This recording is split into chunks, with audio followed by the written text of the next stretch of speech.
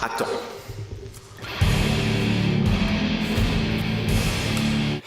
La prochaine fois, même sur 800 mètres, tu mettras rien du tout. Rien du tout. Comme vous venez de voir, cette putain de merde de farine de blé a voulu m'impressionner avec son 2JZ. Il a dit maintenant, même sur 800 mètres, t'es mort. J'ai un seul truc que je vais bientôt vous présenter, les mecs. Je pense que vous êtes pas prêts. Moi aussi, j'ai des putains de couilles dans mon froc, bande de trous de balles. Regarde-la, celle-là, elles sont là, ces grosses burnes, putain de merde. Lui, c'est mon pote Clétus, il roule dans un putain de Dodge Ram Vélis. Et il a peur de personne et encore moins de farine de blé avec sa voiture de merde. Je vais te montrer ce que c'est la vraie prépa mécanique. Pour répondre aux attaques, regarde ce qui se cache derrière cette porte. Une putain de Supra, mec, qui va faire 3000 chevaux avec ce putain de turbo que je tiens dans mes mains. Tu vas pouvoir encore te prendre la branlée de ta vie, mec, et te faire ridiculiser sur les réseaux sociaux. Regarde cette voiture, mec, la putain de ligne d'échappement, elle va lâcher des flammes et brûler le capot de ta caisse de merde. En tout cas, je relève le défi que tu me proposes, mec. T'as un 2JZ dans ton garage, et ben moi j'ai une Supra. J'arrive bien, je vois pas quoi, mon cousin en train de défoncer l'auto de ses morts. Il a prendu un arbre avec, j'ai vu carrément, il l'a fumé sur place, l'auto, il a rien à branler, c'est pas la sienne, mais Seigneur. Si je le prends dans les mains, je vais le tripaner carrément, il va vomir ses tripes, le bâtard de moi.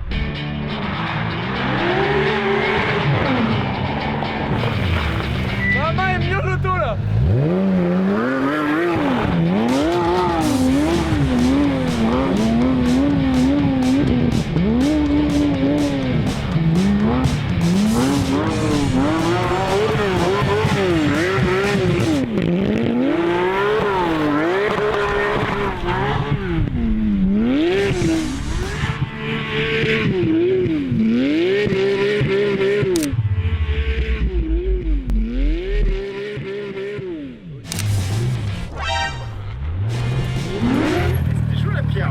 Non. Regarde ici. Voilà. Pas assez sec. Faut attendre que ce soit sec, sinon c'est pas bon. C'est la nature, hein. Ici, il est Malteser, lui. Bah, est-ce que tu t'es abonné à ma chaîne YouTube, toi? Et à mon Instagram? Parce que sur Instagram, j'ai 1 million d'abonnés. Est-ce que tu t'abonnes, toi, pour que j'augmente un petit peu? Pour que je puisse bouiller à plein de femmes? Ah, donne-moi la force sur Instagram, toi. Au lieu de me regarder comme ça, guignol. Maman, là, dans l'état guignol, lui. Et toi aussi, abonne-toi à mon Instagram. C'est important, hein. Bah non, mais on aime bien tes vidéos, mais faut s'abonner sur Instagram aussi. Alors. Bonjour à tous, les amis. J'espère que vous allez bien. Derrière moi se trouve une magnifique Porsche GT3 RS réparée. Ça veut dire que la fin de vidéo se passe plutôt bien, même si les images qui arrivent vont certainement en fâcher plus d'un. Je voulais vous informer qu'à un moment donné dans la vidéo, je vais vous expliquer aussi ce qui se passe par rapport à mon petit concours. Il y a eu 2-3 modifications des packs, etc. des concours, donc on va vous donner des nouvelles du concours, les délais, vous expliquer un petit peu ce que ça a donné, ce que ça a marché, ce que ça n'a pas marché. Je vais vous donner aussi des infos. Pour l'instant, place au bourrinage avec une magnifique GT3 RS qui a eu une sale vie. C'est à la fois, elle a été maltraitée par notre ami Jordan. Il a voulu la planter comme un sous-marin qui veut aller sous la mer, sauf que c'était dans un champ. Et ensuite, je suis arrivé en grand sauveur pour la remettre dans un état proche du neuf. Je vous laisse kiffer sur cette vidéo de la GT3 RS. Ça va être une bonne vidéo détente. Faites-vous plaisir, les amis. C'est parti. Ah non, clairement, j'en ai essayé des voitures pour aller dans les champs. Je suis d'accord pour dire qu'une M4 c'est bien, une BM c'est bien. Je suis obligé d'avouer, une Porsche c'est mieux. Je crois qu'elles sont faites pour ça, frère. Fais gaffe parce que sur les GT3 RS, il y a quand même un énorme tank Carville derrière. Il s'agirait pas d'étendre le linge du voisin. Oh, le bruit de la mécanique. En plus, là, elle refroidit bien, il n'y a plus de face avant vu qu'on l'avait déjà commencé sur la piste avec Esteban. Oh, les tours 4, 5, 6, 7... T'es souillon quand même, hein. Il faut reconnaître, Nico, que c'est quand même une bonne voiture des champs. Un peu plus cher qu'une TDS quand même, quoi. Alors, on est sur un budget un peu différent. Une TDS, maintenant, c'est très cher. On est sur un budget de 2000. Là, on est sur un budget de 200 000. Le son est pas mal, hein. Quand la caisse, elle est à 9000, mon gars, comme ça, c'est la folie. Ça miaule. Vache, ah ouais, quand même. Oh, pas mal.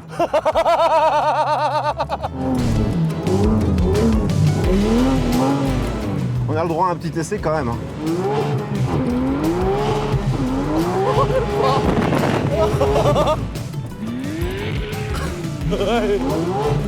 Eh, du premier coup quand même, hein. Je la connais pas l'auto, hein. Ah, le gros sac. Oh my god. Mais gros. Mais y a pas ça ici normalement. Oh non. Oh, t'imagines, t'es en plein 3.6 à 150, frère. T'as ça qui passe dans le frein céramique. On n'est pas bien du tout là. Là, en termes de garantie, c'est compliqué d'avoir le Porsche approuve. Tu mets un coup fort, vas-y. En tournant. Voilà, vas-y. Accélère. Voilà. Et là, accélère. Voilà, voilà. Voilà. C'est impressionnant. Hein. Ouais. Voilà, comme ça, vas-y, accélère. Un coup sec, voilà. Vas-y, accélère. Voilà, reste comme ça. Voilà. Et tu vois comment je fais avec mon volant? Voilà, compte.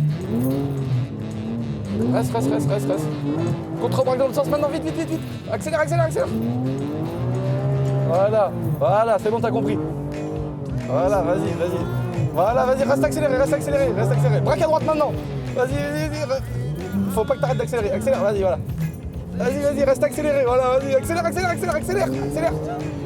Accélère. T'accélères pas assez, chérie. Accélère plus fort, là, vas-y, un coup.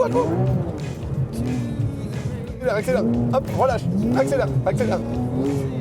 Et hop, vas-y, accélère maintenant. Accélère. Voilà, vas-y, comme ça tu vas par là, nickel. Hop là, un tout petit peu trop. C'est rigolo, hein? Ouais, c'est rigolo. Tu vois, là, t'as mis un peu trop d'accélération par rapport à ton volant. Ah bon, d'accord. Tu veux que je te montre? Non, tu vas me faire peur.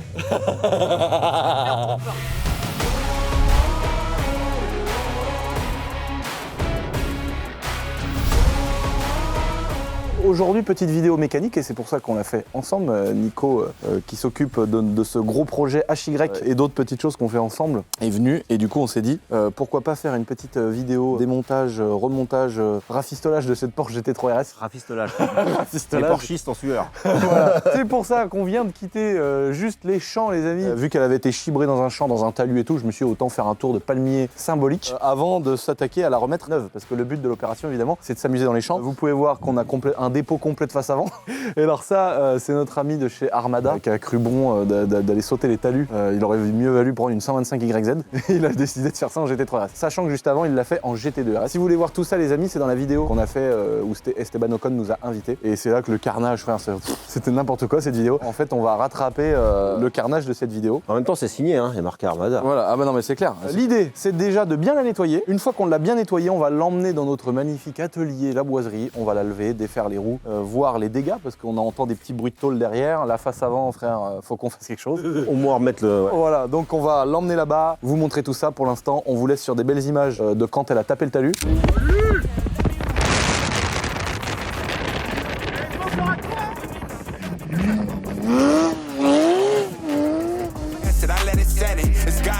It was at this moment that he knew. He fucked up.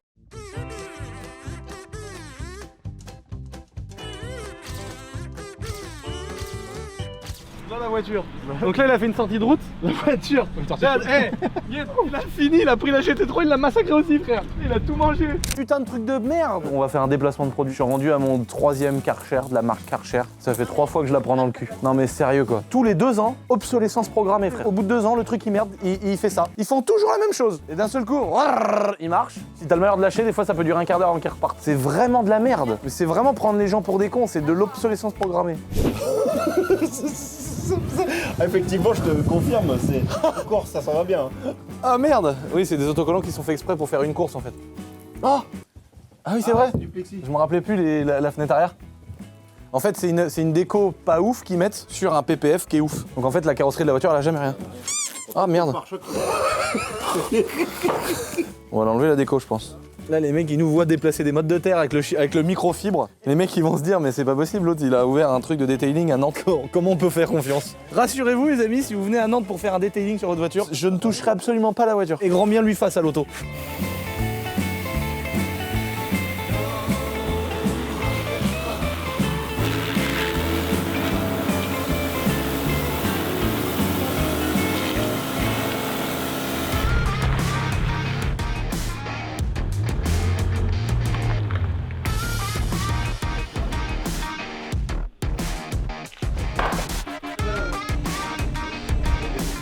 Donc nous voilà dans notre bel atelier les amis. On a monté la Porsche. Oh, putain, ah la vache. Il nous a foutu une lumière mon copain, j'ai les yeux, j'ai vu des étoiles. On a un magnifique pont. C'est ça, un pont cisaille, un pont ciseau. Donc on avait déjà le pont, mon ancien pont de mon ancien local de Shiftech. On avait notre nouveau pont qu'on a installé ici. Et là on a opté pour un pont ciseau comme ça pour les voitures très basses. Et puis ça nous fait aussi une zone où on peut aller et venir sans avoir des bites qui sortent du sol. Très pratique. Donc là l'idée, retirer les roues, voir les pièces à l'avant qui ont été cassées sur cette voiture. On va vous montrer ça juste après. Donc écrou central de roue sur cette magnifique Porsche, un peu comme ma Lamborghini Aventador. Donc on l'a. On a aussi du magnifique déboulonneuse de poids lourd de chez Milwaukee. Donc on va pouvoir sauter ça en 3 secondes. Et regardez l'ampleur des dégâts. Oh, un burn. Allez, vas-y, desserre-moi ça. Attends, il va freiner. Vas-y. Voilà, c'est bon. Vas-y, enlève-le. Ok. Ah putain, t'as fait comme moi. Ça va, je vais pas pouvoir me faire engueuler, il a fait la même. T'es un bâtard. En fait, j'ai vu qu'il était déjà tordu. Il était déjà tordu. Ah, mais il veut pas. On bourrine quand même dans cette vidéo. Allez, nom de Dieu. Vas-y, c'est bon. On les avait bien serrés. Fais gaffe à l'aile. Hop, easy.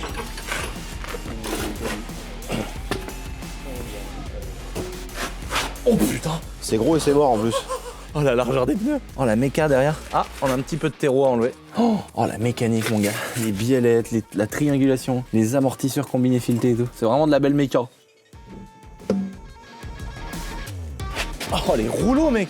C'est pas possible. C'est des beaux boudins. Ah les rouleaux. Donc suite à notre fameuse vidéo sur le circuit, notre ami Jordan d'Armada, en fait on est arrivé sur la journée circuit, les gens se sont dit « Oh, il y a la boiserie frère. Oh là là, rangez vos voitures belles, faites attention. » C'est lui qui va tout ruiner. Le champ, ils ont cru que, tu sais, j'étais là avec mon lance-roquette et que je visais tout le monde comme ça, tu vois. Et en fait, moi, j'ai roulé, tu vois, tranquillement, comme d'habitude, en fait. Hein. Et lui, il est arrivé, gros. Il a tout encoulé sur le circuit, frère. Et donc voilà le résultat de son montage de talus. Pas un petit talus en plus. C'est qu'en fait, il est sorti de la piste. Il a piqué le nez, frère. Il a fait un plongeon dans la terre. Donc il a déposé tout ce qu'on appelle la face avant. Donc en fait, la lame, elle est rentrée environ 50 cm sous terre. Et après, on remarche. Elle a fait godette tractopelle. Elle a emmené le fond plat. Elle a emmené la moitié du pare-bout. À toi de jouer au puzzle. Alors voilà, donc en fait ce qui est marrant c'est que ça a pété à ras du pare-choc et ça a un peu baisé le bord là, ce petit bord là du pare-choc qui est d'ailleurs ici. Donc ça on va délicatement le démonter et cette lame en fait elle a l'air d'être intacte. Donc je pense qu'il y a un carrossier... En fait en vrai cette lame là chez Porsche c'est du consommable. Ouais, donc ça tu peux peut-être le changer. Ça on peut peut-être le changer, mettre une lame neuve, mais en vrai j'ai envie de te dire pourquoi la changer. Mais un carrossier mec, des fois ils sont là avec un décapeur et tout, ils te font des trucs de fou. Hein. Ouais. Moi déjà pour moi c'est une science méconnue la carrosserie. Donc je suis sûr que de ça ils vont nous ressortir un truc neuf gros. Le pare-choc il vaut 10 000 €. Ah, ça vaut le coup de le réparer peut-être.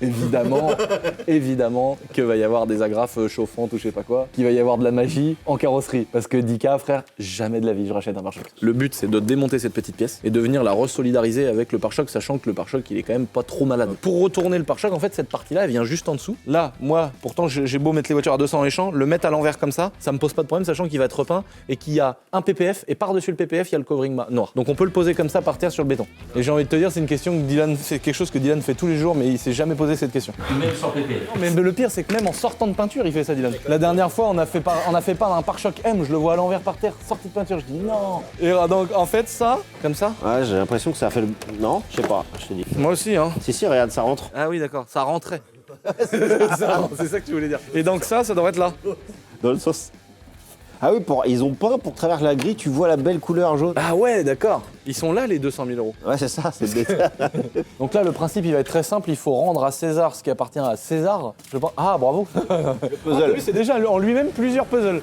Je pense qu'on va faire un mixte un peu dans ce délire-là, tac, et qu'on va tout donner au carrossier pour que le carrossier nous remonte complètement le pare-choc et nous le repeigne, etc. Donc ça, c'est pour la partie face avant. Il y a aussi un problème de freinage. Enfin, il n'y a pas un problème, mais il y a une usure, vu que c'est une voiture qui a 20 000 km, mais 20 000 km pratiquement que de piste. Et on voit que les plaquettes, elles sont très près de la vérité. Regarde le disque, comment il est fêlé. Donc en fait, les petites fêlures, c'est normal, les petites. Mais alors, les peupliers là qui traversent, ça, c'est pas normal. Ça qui traverse, Ouais. et ici, Là, c'est là, carrément toute l'épaisseur de ça, là. Là tu vois, l'épaisseur au-dessus, elle est fissurée. Donc là, on est vraiment sur des disques qui ont fait leur vie. Et on voit que les plaquettes de frein, elles sont très près du disque. Et on voit qu'il y a une énorme distance entre l'étrier et les pistons, parce qu'en fait, des plaquettes de GT3 RS, déjà, t'as 2,5 cm de garniture. Les plaquettes de GT3 RS, elles sont épaisses comme ça. C'est énorme d'origine. Donc là, elles sont vraiment en fin de vie. Donc là, on va changer les disques, on va changer les plaquettes. Et maintenant, on va vérifier l'arrière aussi. Mais après, c'est des voitures de circuit, c'est vraiment fait pour. Hein.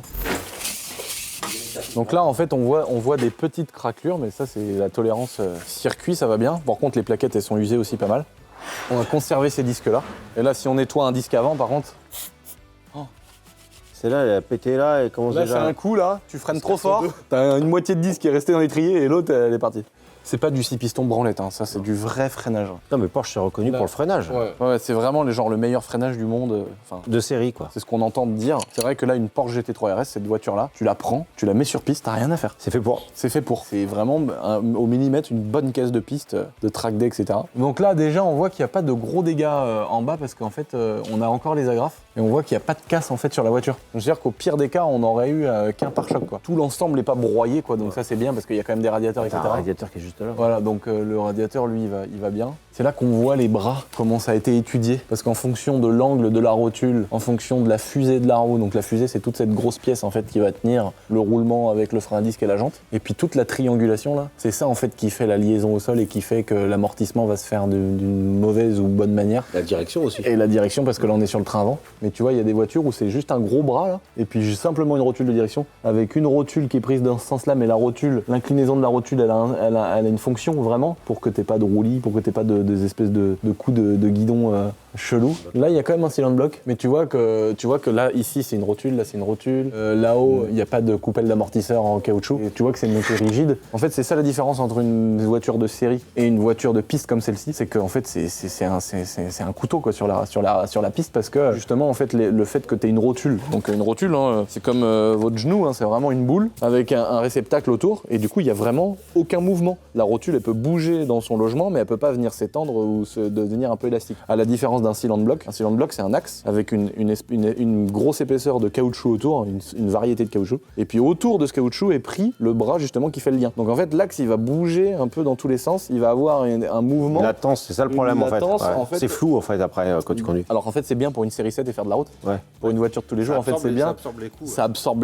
Ça absorbe les vibrations, ça absorbe les coups, ça absorbe vraiment tous les petits défauts de la route, etc. Par contre, sur piste, c'est ça qui fait que quand tu tournes, bah, la direction elle va mettre du temps, que tes roues, bah, à forte vitesse ou à virage appuyé, bah, tes roues, elles vont la chasse, la voie vont un peu se dérégler. En fait, ça va revenir à sa place, hein, le cylinder block qui revient à sa place, mais ça va toujours changer un peu tes réglages en fonction de comment tu roules. Et sur ta Golf, c'était un peu ça le problème. Quand t'as des chevaux, t'as les roues qui ont tendance à faire ça quand t'accélères. Quand tu freines, c'est dans l'autre sens. Ouais, c'est alors que quand t'es en C'est ça, rotule uniball, en fait. Et en fait, par exemple, sur une voiture qu'on est en train de monter derrière, on met des cylindres. C'est ça l'intérêt des cylindres block Powerflex. C'est-à-dire que sur des voitures qui n'ont pas la technologie de pouvoir monter des rotules, par exemple, tu prends une BMW E46, un kit rotulé, ça existe peut-être pour les drift, mais par exemple, sur le train arrière, c'est très compliqué de trouver des kits rotulés ou super cher, et les barres de stabilisation, elles n'existent pas en rotulé, par exemple. Donc, tu montes des kits Powerflex, en fait, ça vient remplacer le cylinder block par une sorte de plastique, une sorte d'ABS ultra rigide. Tu changes complètement la matière pour pratiquement avoir du rigide. Il y a même des mecs qui changent les cylindres block en mettant de l'aluminium. Donc, et là, du coup, en fait, ça vient te faire une voiture, c'est vraiment un karting sur la piste, parce que du coup, tu vas ressentir les vibrations, tu vas ressentir les défauts de la route. Mais par contre, quand tu tournes, c'est en direct. Ça veut dire que t'as pas la déformation du cylinder block qui va venir fausser les données. Et c'est ça, en fait, la magie de ces voitures-là, la magie des Ferrari, la magie des Porsche, la magie des Lamborghini. Pourquoi elles tiennent mieux la route que les autres ? Bah parce que c'est ça. Pourquoi elles sont plus chères ? Bah parce qu'une rotule, c'est de la technologie, c'est de l'usinage.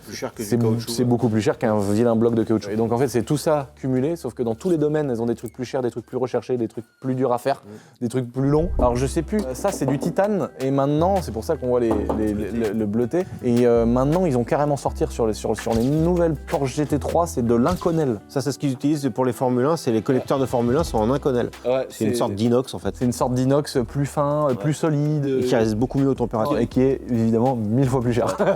Déjà, titane, c'est la folie quoi sur une voiture. Voilà, au-delà du champ, etc. En vrai, le champ, il est plat. Et ça force pas dans le champ. Non, ça force pas, la voiture, elle est plate. Encore une fois, on va pas répéter 1000 fois, mais la voiture, elle subit vraiment rien dans un champ comme ça. Elle a beaucoup moins de contraintes qu'en piste. Regarde, les écopes, mon gars, de frein arrière. Il y a un peu de terre. Oh la vache. Il y avait une motte cachée dedans. Donc en fait, tu vois là, ça, cette écope-là, en fait, elle vient prendre le flux d'air qui...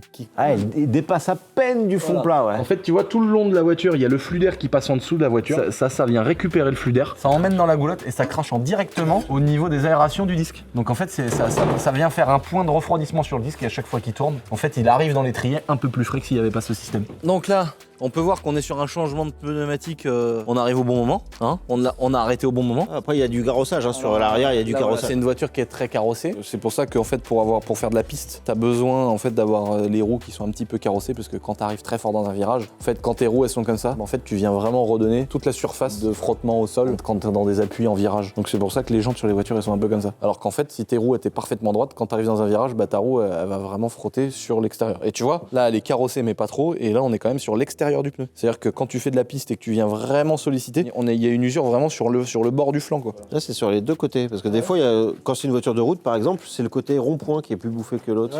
Et là, tu vois ici, ça c'est la roue avant, que tu vois que l'intérieur de la jante du pneu morfle moins que l'extérieur. L'extérieur il est tout lisse. Donc voilà. Donc on va lui mettre 4 beaux pneus neufs. Là c'est monté en 21, 325, 30.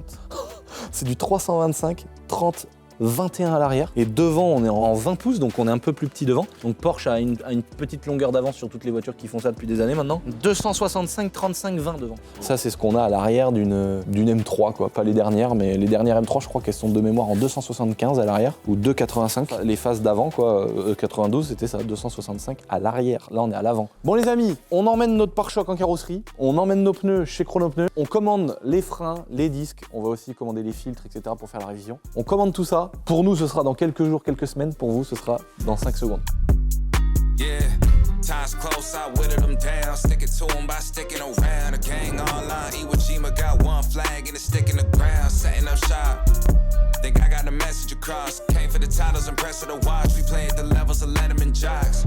Pins on the jacket, the man's abundant. The point of the road was being and rugged. Hushing, I'm planning on pants in London. The products are not being scared of some judgment. Gotta stay in the cut you off if you ain't making the cut. Depuis qu'il a une Porsche, frère, il sait plus conduire. Mec, avant il avait jamais d'accident, j'avais une totale confiance en sa conduite. Maintenant, frère, j'ai même plus envie de monter en véhicule de sport avec lui. Y compris les 325 TDS et les 525 TDS. Mais surtout les 525 TDS parce qu'il les casse plus facilement. Je sais pas comment il rentre. Ah, attends, bah moi aussi. D'après mes calculs, c'est le joint de culasse. Non, mais il n'y a rien qui bloque, non. Des coups de latte dans sa gueule. Time's close, I whittled them down. Stick it to them by sticking around. The gang online, Iwo Jima got one flag and it's sticking the ground. Setting up shop. Think I got the message across. Came for the titles and press of the watch. We played the levels of Letterman jocks. Shout out to Steve, the boy getting love from the harsh critics. Bon les amis, place à bord. On va s'arrêter après, on va vous parler de l'extérieur, ce qu'on a fait, machin truc. En tout cas, c'est parti pour le roulage intérieur.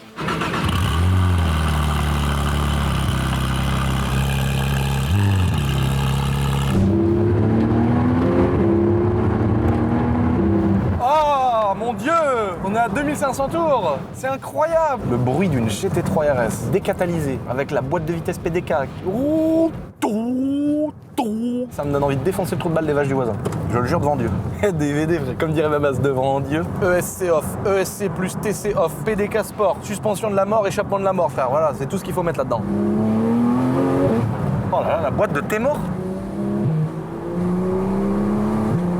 Et là, je suis à 3000 tours. Mais la voiture, quand elle est chaude, tu la montes à 9000, frère. Mais elle hurle à la mort. Bon, les gars, bienvenue dans cette Porsche GT3. Alors, pour récupérer un petit peu d'informations, parce que là, vous avez été un petit peu perdu. Donc, c'est la voiture d'Armada Racing que je suis censé racheter. On est en pourparlers, mais l'avantage, c'est qu'on est amis, donc on n'est même pas sûr encore que je vais la prendre. On est en train de voir ensemble ce qu'on va faire avec cette voiture. En tout cas, on a déjà changé le freinage, on a changé les disques qui étaient usés, on a changé les 4 pneus, et nos amis de RP Motorsport, ils nous ont réparé le pare-choc. Vraiment, c'est incroyable parce que vu comment il était défoncé, il y a même à des endroits il manquait des pièces du pare-choc, ils nous ont recréé des trucs et ça évite de racheter un pare-choc qui coûte 15 000 €. On va faire un peu chauffer la mécanique avant de taper dedans et vous parler de ce magnifique petit concours, les amis. Je pense vous faire une vidéo sur la chaîne secondaire où je vous en parle un peu plus précisément, mais déjà je voulais vous tenir au courant parce qu'il y a pas mal de petites informations à savoir au sujet du concours. Déjà, premièrement, toutes les planètes se sont alignées, ce qui a rarement été le cas pour mes concours. J'ai jamais eu pas de chance, mais sorti du fait que les premiers, j'ai pas été rentable, là c'est une question de chiffres, de business, machin, mais ça c'est pas vraiment la question aujourd'hui. J'avais eu sur mes derniers concours des galères avec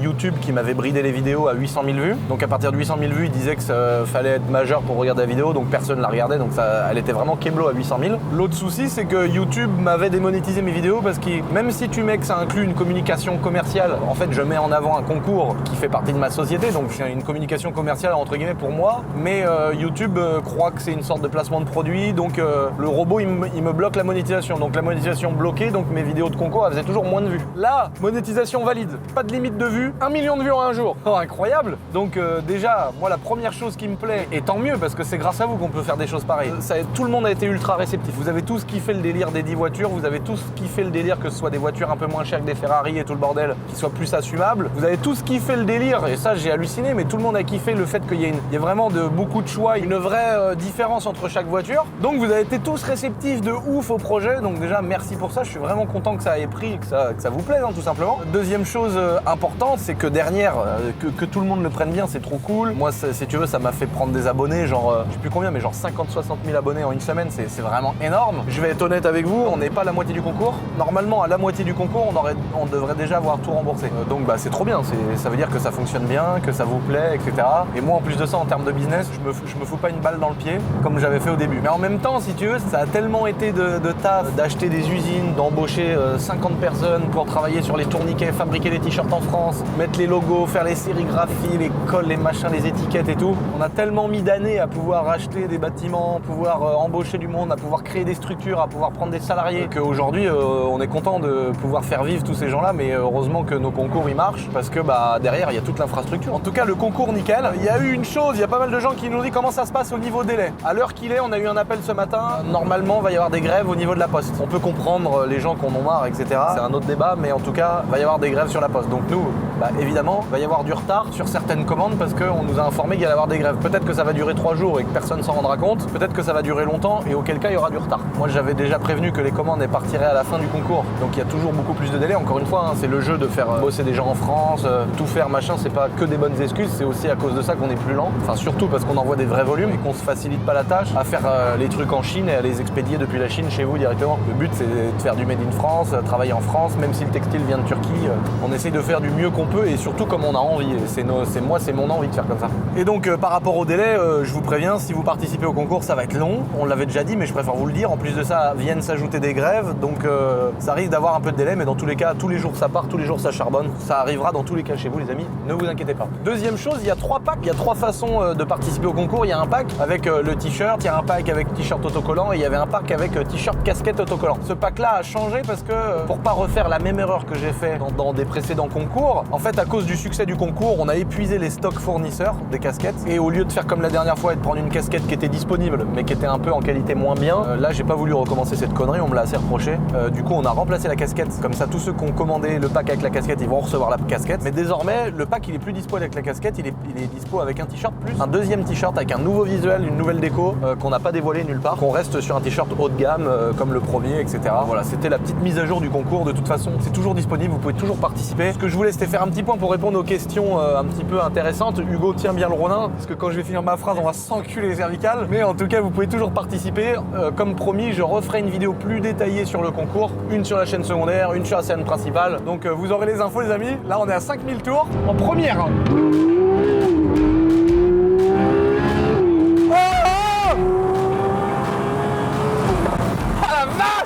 C'est incroyable! Le bruit, mec! Vraiment le bruit, il est... Oh, le bruit, frère! La claque quand t'es parti. Oh! Et la boîte... Oh! Ah, mec, c'est une vraie voiture de malade. J'ai envie de faire du circuit, j'ai envie de la lécher carrément. Oh, la boîte, je sais pas ce qu'elle a, la boîte. Ah, la boîte. La boîte, frère.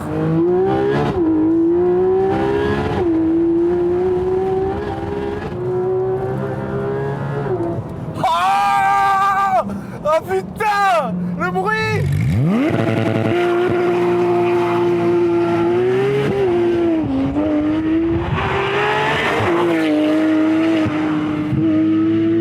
Le départ arrêté. T'as vu, elle régule en plus. Elle régule elle-même pour pas patiner. Alors que le speed est fait. Elle est là. Et après...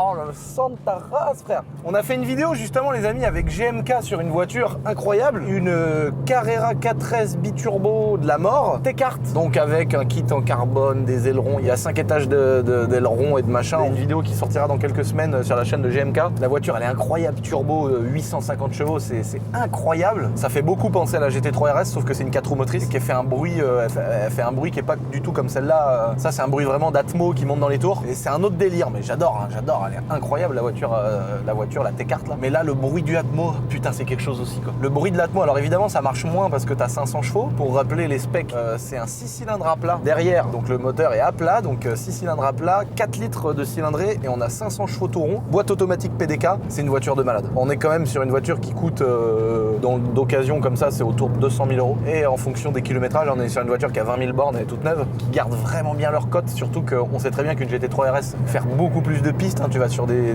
journées circuits, il y a beaucoup plus de GT3 RS qu'autre chose, donc c'est ouf que ça tienne autant sa cote, c'est impressionnant comme caisse, c'est vraiment impressionnant. Oh putain, mais c'est pas vrai. Mais on est des gogoles. Nous les mecs, on est des gogoles. Tu nous mets une belle femme, frère. Les femmes et les voitures, gros. Me dites pas que c'est pas vrai. Je sais très bien de quoi je parle. Faut arrêter d'être hypocrite, les gens. Oui, l'argent ne fait pas le bonheur. Et c'est cette GT3 RS, elle fait le bonheur. Bon. Bah il faut de l'oseille pour l'avoir, connard. Comme par hasard, hein. J'étais à Monaco ce week-end, comme par hasard, hein. Ils ont beau avoir 60 ans, des grosses panses, des sales trognes, les meufs à côté sont très très très bonnes comme par hasard. Donc faut arrêter de me dire qu'il y a que des gens qui ont les bonnes idées. Hein. Donc c'est-à-dire qu'au pire des cas, avec de l'oseille, tu peux quand même avoir des belles femmes autour de toi.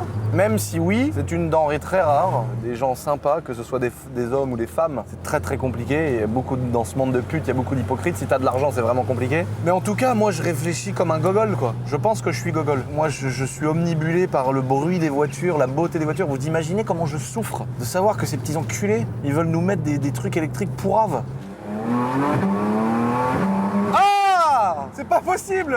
Moi je vis pour ça. Je vis pour le bruit d'une 500 CR au ralenti. Bam, bam, bam. T'as l'impression qu'il y a un petit nain qui met des coups de marteau, comme un diesel qui démarre à froid avec les injecteurs. Le bruit, frère, d'un 525D E39 diesel qui tourne à l'huile, frère. Glac, glac, glac, glac, glac, glac, glac, glac, glac. C'est beau, comme une femme, frère, sur des talons comme ça, transparents et tout, frère. Tu vois ce que je veux dire? Oh! Bonjour! Ils sont aussi vieux que le château. Oh, ils sont gentils, qu'est-ce que tu veux? Oh, je suis un bâtard. Il est de 1600, je suis un bâtard.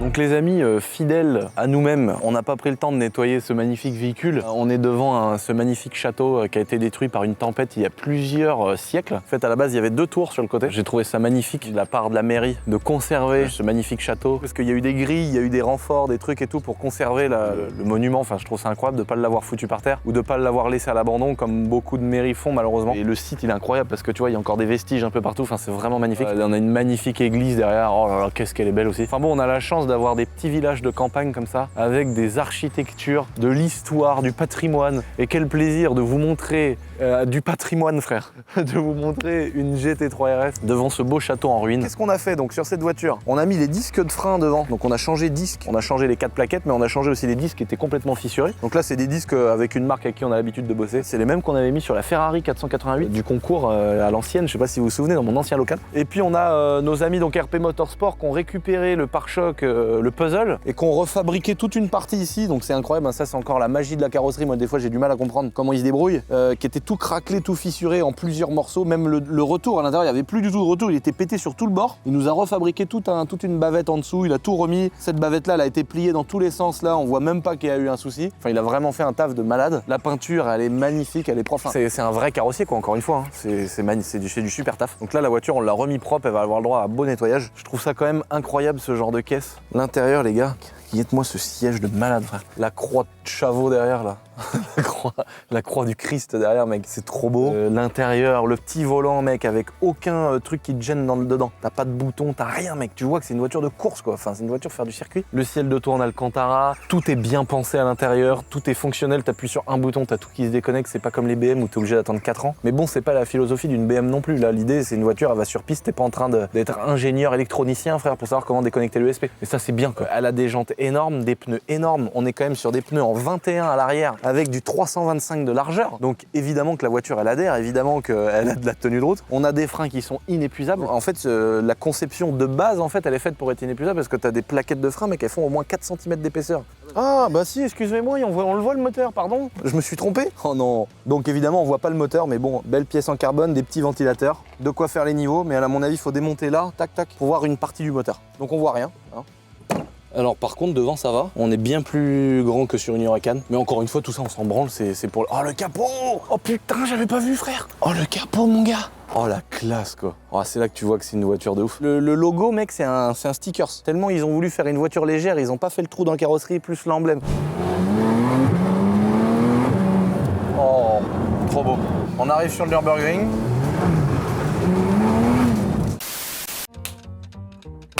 Clap bonjour. Là on est dans les entrailles du château, hein. T'as vu, regarde, on a fabriqué un petit meuble sur mesure gros. Et on a mis toute la vaisselle, toutes les saloperies frère du château. Là il y a une voûte, regarde-moi ce petit endroit, ce cagibi. J'aimerais tellement que ce soit mes toilettes. Comme ça t'es en train de chier, pendant que tu remets ta vie en question, tu te dis est-ce que t'es une grosse merde ou est-ce que t'es un connard. Pendant que tu fais caca, tu vois ça, tu te dis mec c'est pas possible, qu'est-ce que c'est beau cette petite voûte. Là tu voyais cet avion là, on est sur un moteur là, ça doit être un je sais plus combien de centimètres cubes. Peut-être un 20 cm3, un truc comme ça. Là cet avion là, on va bientôt le faire voler, on va faire la vidéo avec le bouson. C'est un truc que j'avais déjà à l'ancienne, à mon ancien local. On l'avait jamais fini. Là on va le finir et on va le cracher évidemment le jour où on va le mettre en route. Je doute énormément que Yann arrive à me le faire voler sans aucun problème. Bon là on est actuellement dans les chiottes du cheval mec hein. Là c'est pas possible gros. Là ça fait de l'engrais. Là tu vois moi c'est pareil, tous les matins je chie dans mon pot de fleurs. Et la plante frère elle va avoir envie de crever. Regarde-moi ça. L'arche de Lucien frère. Oh putain puis en plus là ça commence à repousser le vert, le beau, le belle herbe. Les deux canards. Il y a les carpes mais on les voit pas les carpes. Les deux vaches qui sont comme des connes là derrière là-bas, la bronze là elles ont raison. Le petit mouton noir, sirène, les deux gros sacs là, les porcs là-bas là. Ça va gros cul. Putain mais mec qu'est-ce que c'est beau frère. Regarde-moi cette belle campagne. Qu'est-ce qu'on est bien mec. Oh c'est pas son trou de balle, c'est son vagin. Ah là là, quel vieil organe génital frère qu'ils ont. De toute façon ils sont pas très beaux les moutons. Là au milieu de nulle part là, je voudrais me fabriquer une sorte de cabane, un truc à la con tu vois. Faut faire 1 milliard de déclarations. Et vu que maintenant j'ai plus envie d'être emmerdé comme j'ai été emmerdé à l'époque, maintenant tu fais une cabane dans un arbre, frère, faut faire 1 milliard de papiers. Donc je vais le faire. Là je me ferais bien une putain de cabane de bâtard, tu sais, où tu viens de poser en plein été là dedans et il se passe rien et les animaux ils peuvent venir dedans, mettre la tête dedans et je voudrais un ciel transparent. Pas un ciel, un toit. Genre faire un toit qu'avec des baies vitrées transparentes. C'est-à-dire que tu dors, tu vois ça, tu vois le ciel frère, la nature et paf. Et je voudrais le mettre là en pleine forêt, là, au milieu des arbres et tout, tu vois. Voilà, j'ai plein de rêves, hein, attention. Hein. On n'a pas dit que voilà. Hein. Moi j'ai pas voulu avoir des euros sur mon compte en banque. Pour moi l'argent c'est un levier de bonheur, c'est un levier de tranquillité, c'est un levier de projet et de plaisir, voilà. Puis évidemment après il y a des business où tu prends beaucoup de plaisir à le faire, comme faire les vidéos. Et puis bah par exemple l'immobilier, le locatif, les choses, la bourse, machin, il y a plein de choses que tu prends énormément de plaisir à faire et c'est ce que je fais aujourd'hui et je suis vraiment heureux. Et après bah ça me permet de pouvoir vivre comme ça dans ma nature parce que bah les gens oh mais t'as vu regarde il suffit d'être dans la nature pour être heureux. Ouais mais frère ça coûte cher quand même la nature, tu vois. Donc là je suis tellement bien, je suis tellement heureux, bah voilà j'ai bossé pour ça et je continue pour m'acheter d'autres endroits de nature. Voilà j'aimerais bien m'acheter un 2e château dans le sud. Je bosse dur pour y arriver. J'y arriverai hein. De toute façon tu vois si tu crois pas un minimum dans ce que tu fais t'y arrives pas. Je regrette pas d'avoir cru un petit peu. Et donc voilà faire des petits chalets comme ça là, une espèce de cabane là, m'acheter une 500 CR, voilà pourquoi j'ai envie de travailler et de me faire des plaisirs comme ça me rend tellement heureux. En tout cas cette petite GT3 RS, je serais curieux, j'ai besoin de vos avis dans les commentaires les amis, si ça vous intéresse de voir une belle vidéo comparative contre une M4. On a des voitures sur la même puissance. Pour moi, elle est pas tant ridicule que ça la M4. Je me demande même, parce que moi j'ai défoncé des mecs qui étaient en GT3 RS avec une M4, mais peut-être que j'attaquais plus qu'eux, donc voilà. Ce qu'il faudrait voir, c'est faire par exemple avec Romain Monti, qui est un pilote et qui connaît vraiment qui a le bon coup de volant et encore plus en Porsche. Ce qui serait rigolo, c'est qu'ils prennent un coup la GT3 RS, moi la M4, et après on inverse et on voit si vraiment la GT3 GT3 RS est mieux ou pas. Est-ce que c'est mieux pour drifter? Est-ce que c'est mieux pour faire de la piste? Voilà. Parce qu'il y a quand même une différence entre une voiture à 250 000 € et une M4 à 50 000 €. Donc est-ce que c'est mieux que ce soit 4-5 fois plus cher? Dites-moi si vous voulez un beau comparatif M4 GT3 RS. N'oubliez pas de vous abonner les amis, très important. On est 1 400 000 pratiquement sur cette petite chaîne YouTube, bientôt 1,5 million et puis pas bientôt 2 millions. En tout cas, le concours il est toujours disponible dans ma petite description et sur mon site internet. Merci 1 million de fois, je vous fais des gros bisous et je vous dis topette.